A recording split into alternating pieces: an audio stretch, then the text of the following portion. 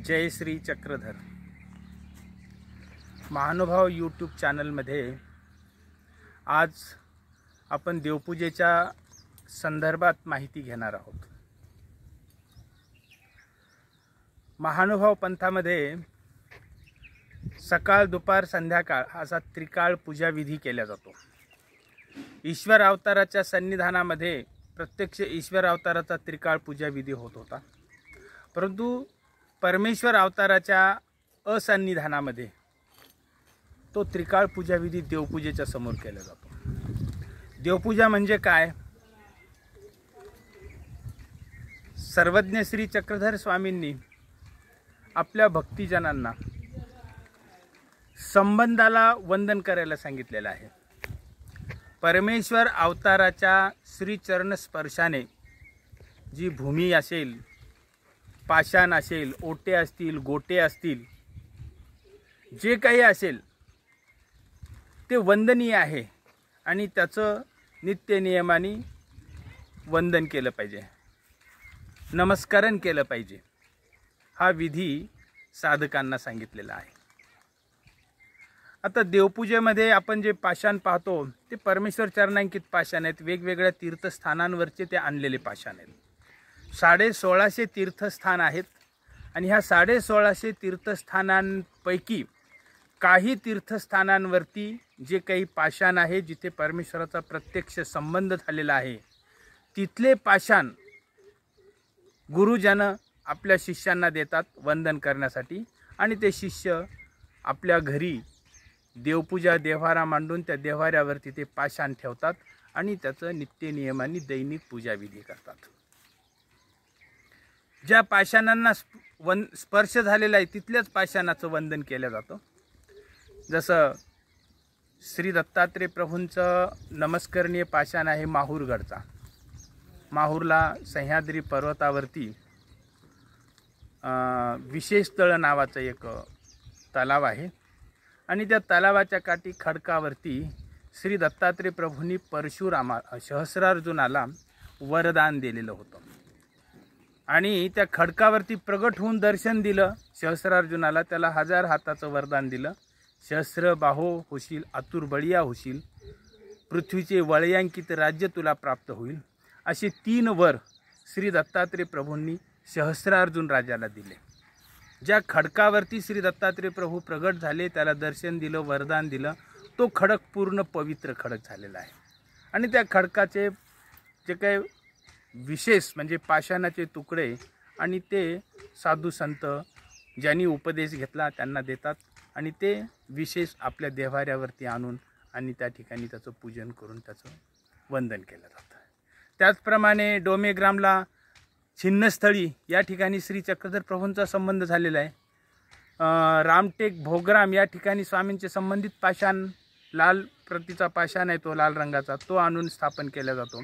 असे हे परमेश्वर चरणांकित विशेष आपल्या देव्हाऱ्यावरती आणून ठेवून आणि त्याची पूजा केली जाते। कारण परमेश्वराची आज्ञाच आहे की आमचा संबंध जिथे जिथे झाला तिथे तिथे वंदन करावे। आता या व्यतिरिक्त जे अन्य पाषाणाच्या मूर्ती पण काही ठिकाणी आढळून येतात, जसं संगमरमरच्या मार्बलच्या मूर्ती आहेत श्रीकृष्णाच्या, त्या मूर्ती काही स्थानावर म्हणजे मंदिरामध्ये स्थापन केल्या जातात, परंतु त्या मूर्तीला जरी त्याच्या पायथ्याशी चरणांकित विशेष बसविलेला असला तरी त्या मूर्तीला वंदन केल्या जात नाही, नमस्कार केला जात नाही। तो त्या अन्य पाषाणाला नमस्कार करणं म्हणजे तो विकल्प मानलेला आहे। खरं तर परमेश्वर चरणांकित वस्तूंना वंदन करावं असं परमेश्वर शास्त्रामध्ये सांगितलेलं आहे। भागवतामध्ये पण असं एक उदाहरण आपल्या समोर येतं। ते उदाहरण असं आहे की अक्रूराने गोकुळामध्ये येऊन भगवान श्रीकृष्णांना मथुरेला नेलं आणि मथुरेला नेल्यानंतर सगळे गोकुळामधले सगळे गोप गवळणी सगळे देव आम्हाला सोडून गेलेत म्हणून ते उदास झालेले होते। गोकुळजन अत्यंत उदास झालेले होते की श्रीकृष्ण भगवंत निघून गेलेत।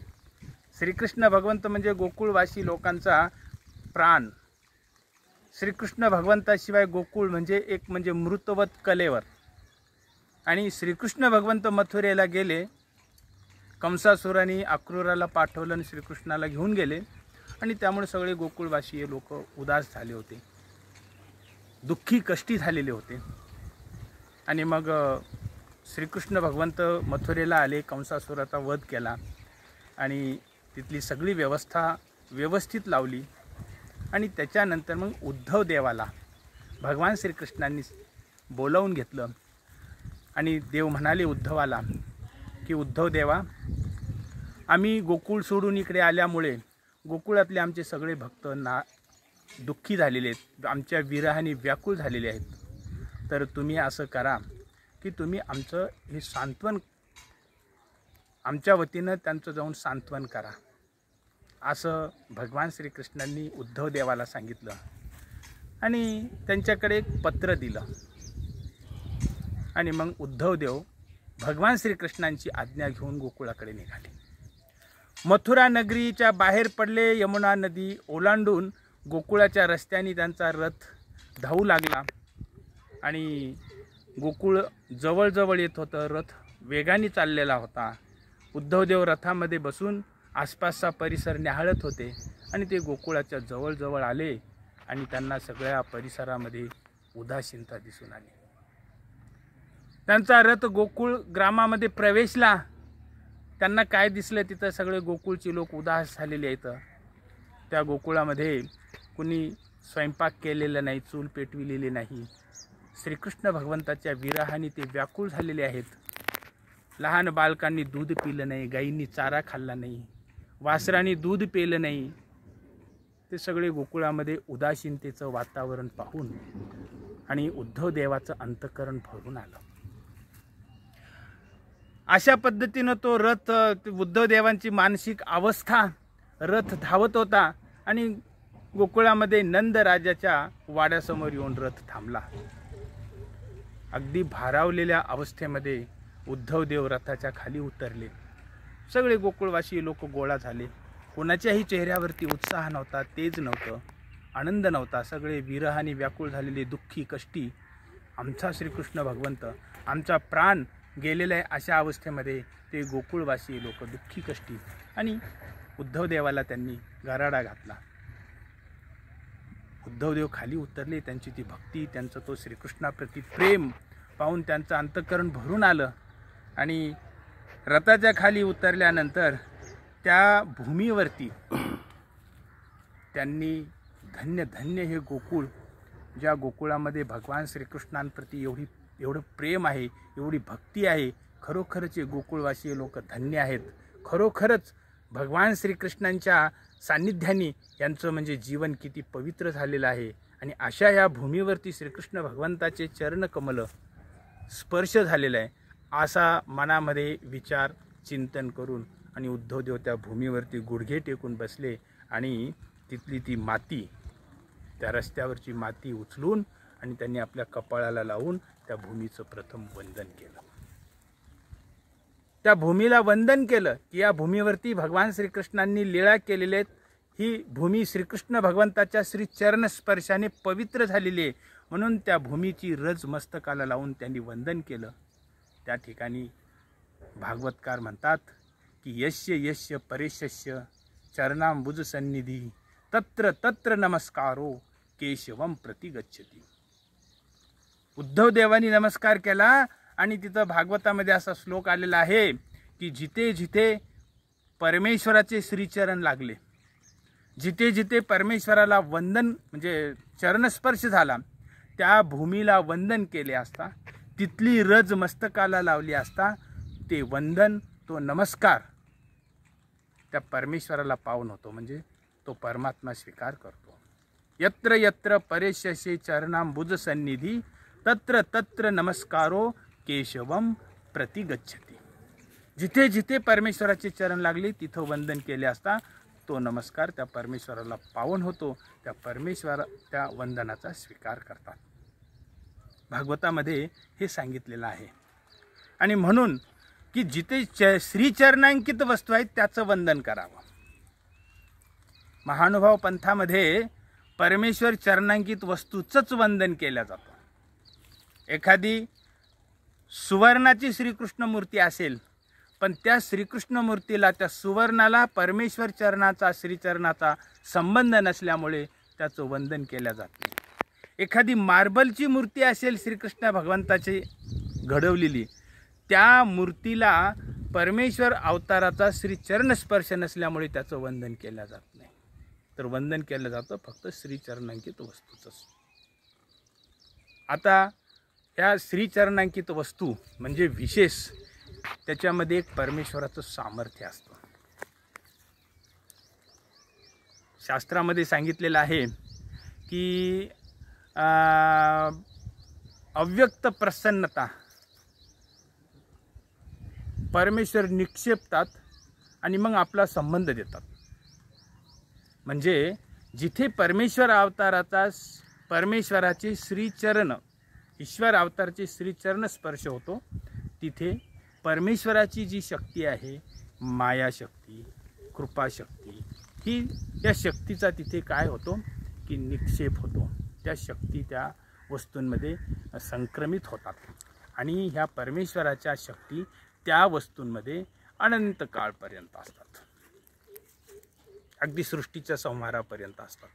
आणि अशा परमेश्वर शक्तीने भारावून गेलेल्या, भारलेल्या, म्हणजे परमेश्वर शक्ती तिथे वास्तव्याला आलेली आहे. आणि अशा त्या शक्ती ज्या विशेषामध्ये असतात, पाषाणामध्ये असतात, भूमीमध्ये असतात, ते वंदनीय असतात. असे 1650 तीर्थस्थान आहेत की जिथे परमेश्वराचे श्रीचरण स्पर्श झालेला आहे. ते 1650 तीर्थस्थान ह्या भूमीवरती आहेत.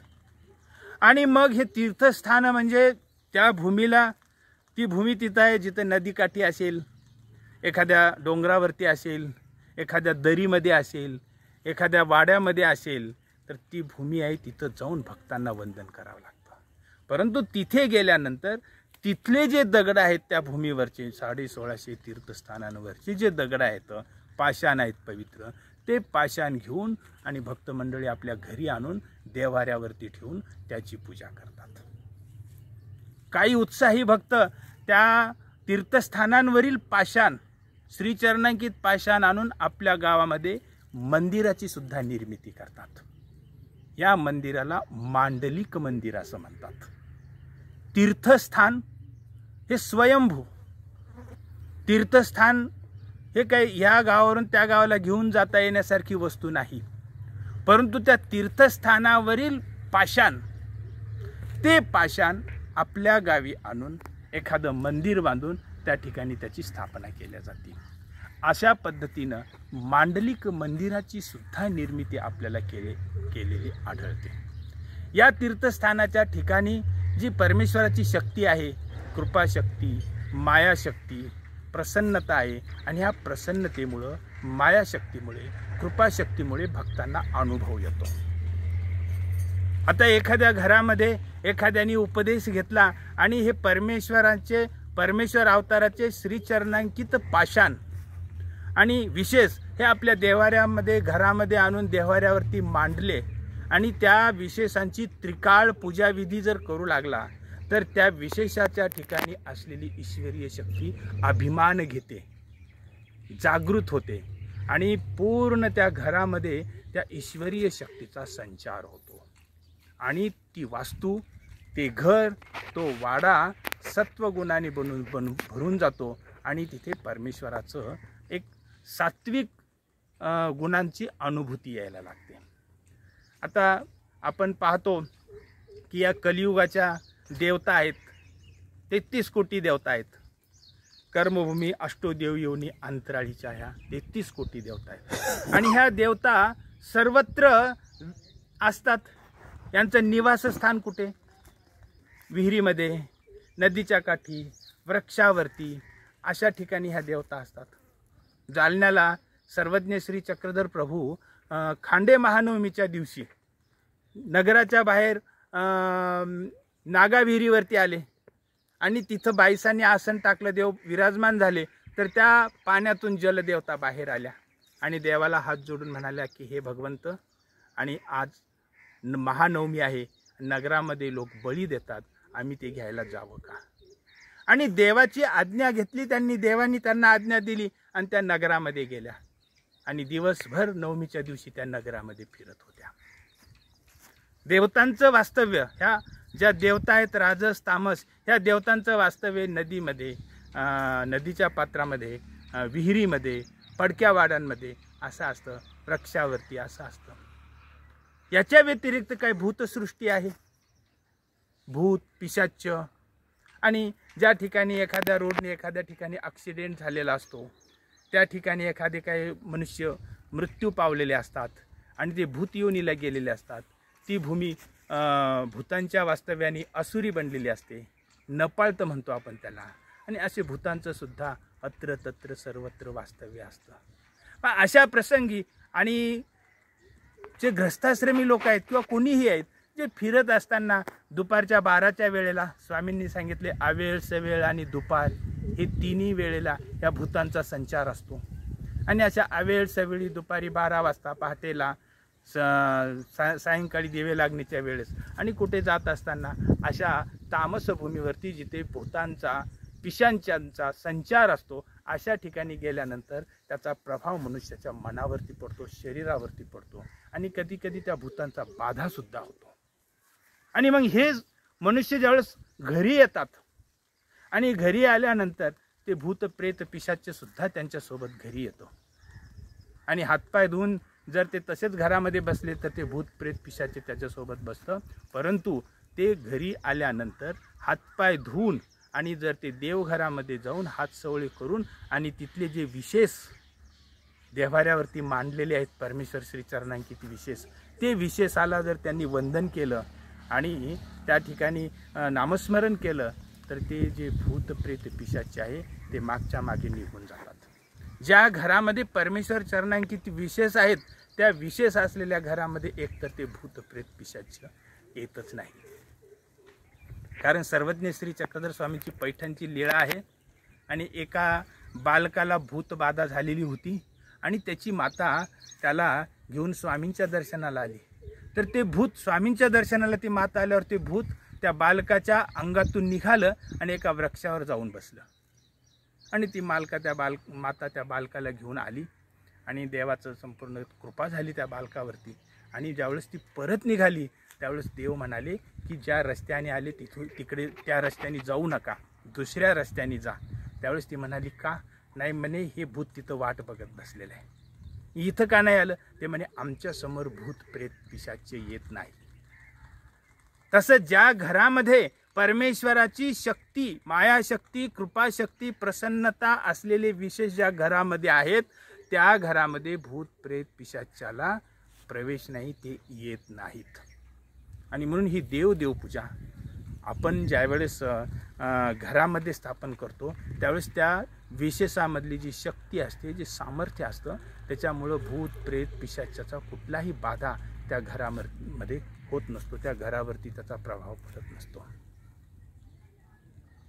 असं हे विशेषाचं महात्म्य आहे. विशेषाच्या समोर म्हणजे आपल्या घरामध्ये जी देवपूजा आहे त्या देवपूजेच्या समोर आपण बसून 5 गाठ्या नामस्मरण केलं, पूजा अवसर म्हणला, पारायण म्हणलं, आरती म्हणली, या आरतीमुळे त्या विशेषाच्या ठिकाणची परमेश्वराची शक्ती जागृत होते, उजरंभीला येते आणि त्या भक्ताचा अभिमान घेते.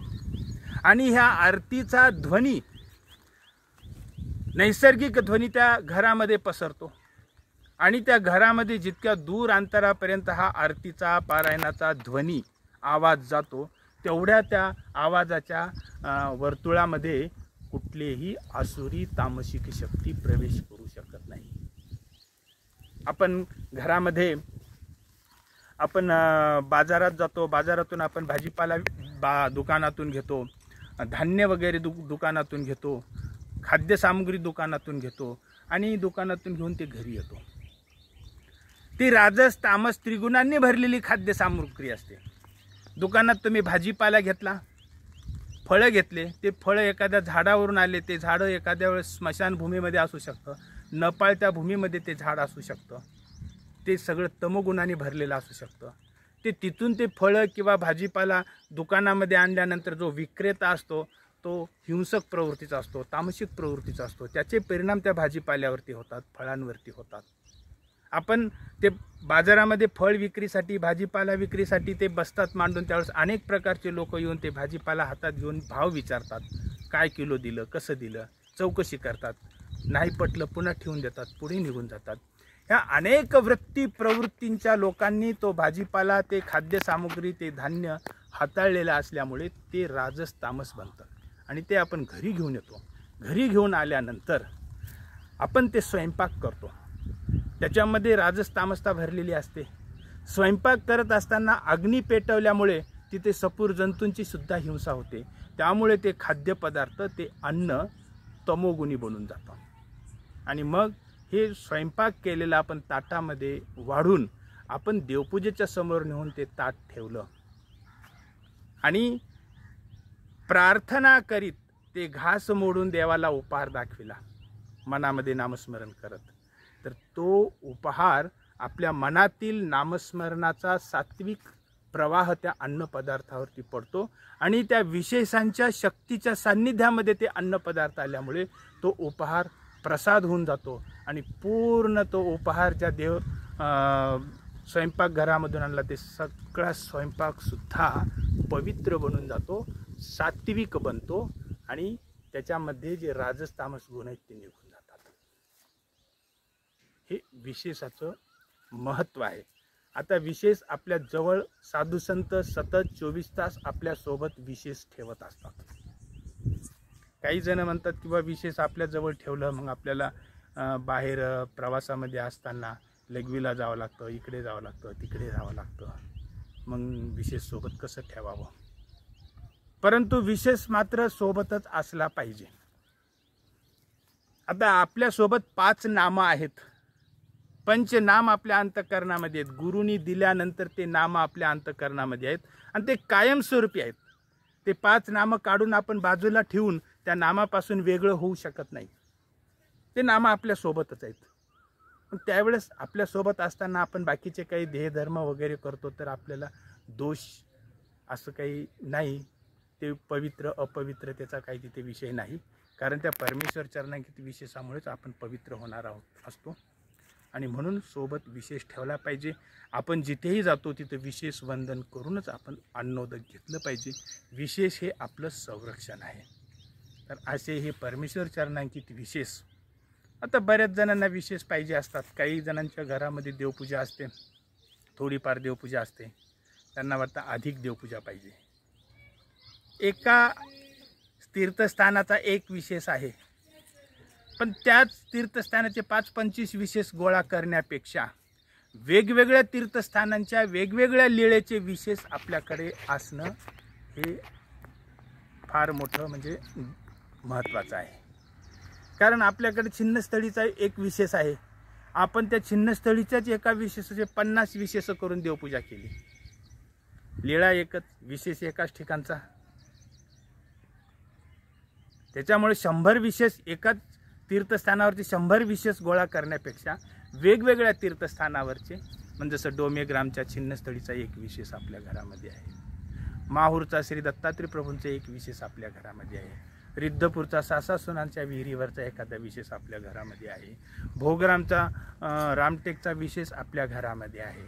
असे पिवळ तळवली, असे वेगवेगळ्या ठिकाणचे असे 4-5 जरी विशेष असले, वेगवेगळ्या ठिकाणचे असले, वेगवेगळ्या लीळेचे असले, तर ती देवपूजा समृद्ध म्हणून मानल्या जाईल. बऱ्याच वेळेस असं होतं की आपण एखादा एक विशेष आणतो मोठा आणि कोणातरी देवपूजा करणाऱ्याकडे देतो, याची मला देवपूजा करून दे. मग त्या विशेषाचं तो छेदभेद करतो, त्याचं ओटा बनवतो, पान बनवतो, माचुळी बनवतो, शेवण बनवतो, खांब बनवतो, त्याच्यानंतर मूर्ती बनवतो. एकाच विशेषाचे, एकाच लीळेचे 50 विभाग करतो. याच्यापेक्षा एक तीर्थस्थानाचा एक विशेष, दुसऱ्या तीर्थस्थानाचा दुसरा विशेष, म्हणजे वेगवेगळ्या लीळेचे विशेष आपल्या घरामध्ये असावेत. आकार देण्याचा हट्ट करू नये. कारण त्या पाषाणामध्ये परमेश्वराचं सामर्थ्य, परमेश्वराची शक्ती, संबंध बघण्याचं ज्ञान आपल्याकडे जर असेल तर त्या पाषाणामध्ये आपल्याला परमेश्वराची लीळा दिसायला लागेल. आणि आपल्याला ज्ञान नसेल तर त्या पाषाणामध्ये आपल्याला दगड दिसायला लागेल. आणि म्हणून विशेषाचं, नामस्मरणाचं, तिथल्या लीळेचं ज्ञान असणं हे महत्त्वाचं आहे. आणि ते विशेष वंदन करत असताना ती लीळा चिंतन करतो आपण. आणि ते लीळा चिंतन करत असताना साक्षात त्या ईश्वर अवताराची मूर्ती आपल्या अंतःकरणामध्ये सक्रिय होऊन कार्यरूप व्हायला लागते. आणि तो जशाला तसा घडलेल्या लीळांचा चित्रपट आपल्या मनामध्ये दिसायला लागतो. आणि आपल्या अंतःकरणामध्ये ती परमेश्वराच्या मूर्ती लीळेच्या रूपाने क्रीडा करायला लागते, खेळायला लागते, लीळा करायला लागते. असे हे विशेष, याचं वंदन, याचं आपल्या घरामध्ये विधीपूर्वक त्रिकाळ पूजा विधी करणं हे साधकाला फार लाभदायक आहे. जय श्री चक्रधर.